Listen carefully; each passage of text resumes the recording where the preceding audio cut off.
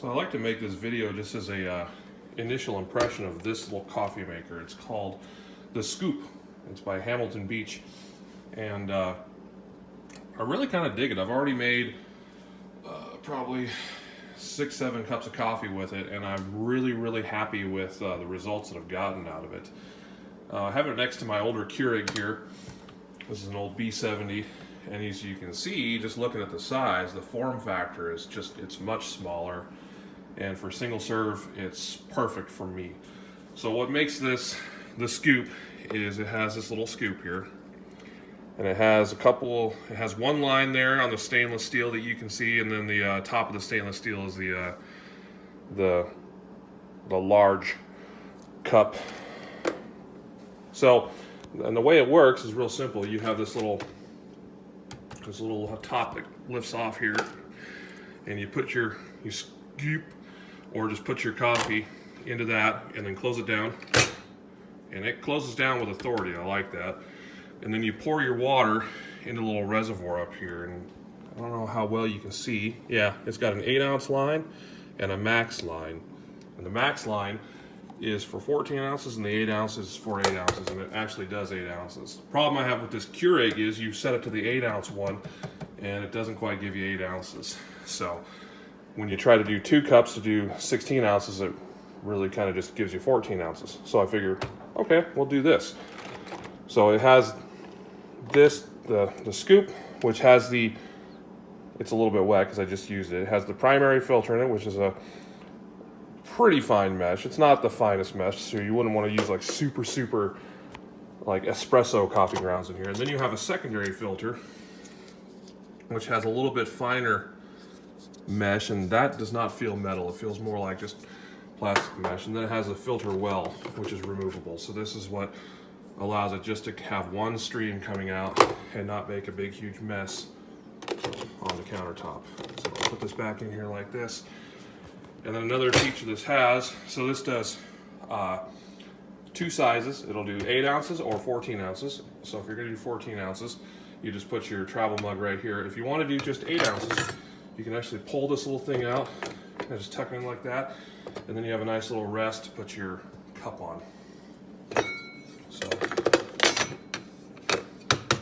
okay. And then as far as simplicity goes, it has 2 buttons. Regular and bold.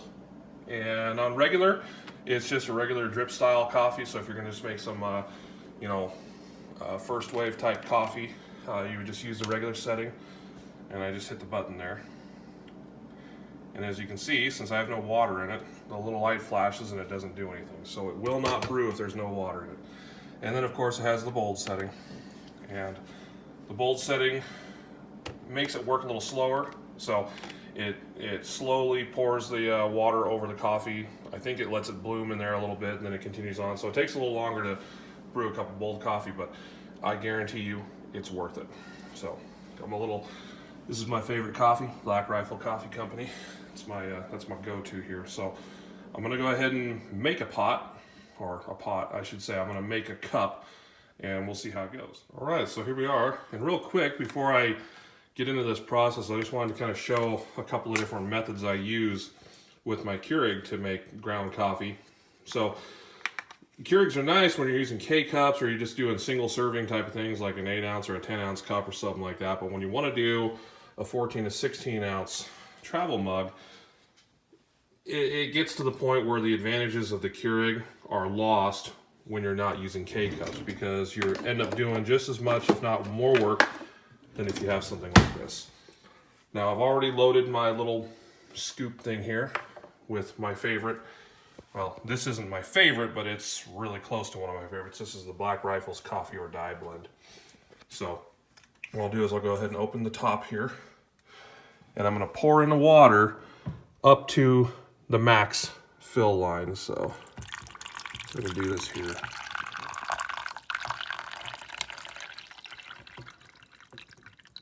We have pretty hard water at our house, so I'm using filtered water. It's a little easier on the components. Okay, so that's about it. See, it's right there at the max fill line. Okay. The nice thing is you can't overflow, because it won't brew any more than you already have. So close the lid, open the top here, put the basket, little scoop basket in the top, and hit the bold button because that's how we like it.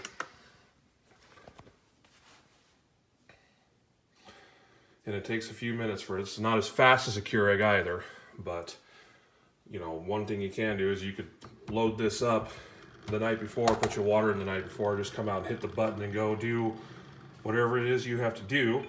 I usually make my lunch when I'm making my coffee anyway, so see, it's starting to come out there.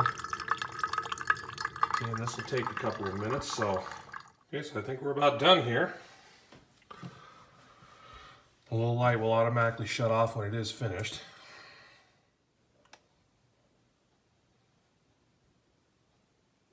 Okay, the light's off.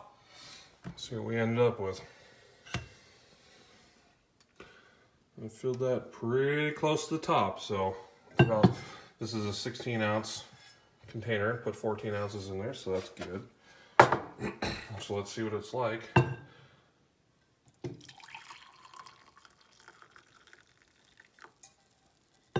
So as far as cleanup goes, it's pretty easy. I just like to lift the lid up here, let any moisture that's in here just kind of evaporate off. And then you lift this section here, pull the brew basket out, take this over to the trash or the sink or whatever you want. It says it's dishwasher safe. I would probably just hand wash it if I were you. Got some of the other finer grinds in the secondary brew basket. And then I'm just going to take this out because I don't like residue being stored in the bottom of my coffee maker. And so you put it down, just kind of slide it to the back here, wipe off the little drips off the front, and put it back together, and you're done. So my final thoughts on this little coffee maker, on this initial impression, I like it.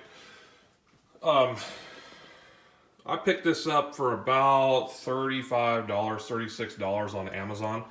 Shipped to my house in 2 days. Love Amazon.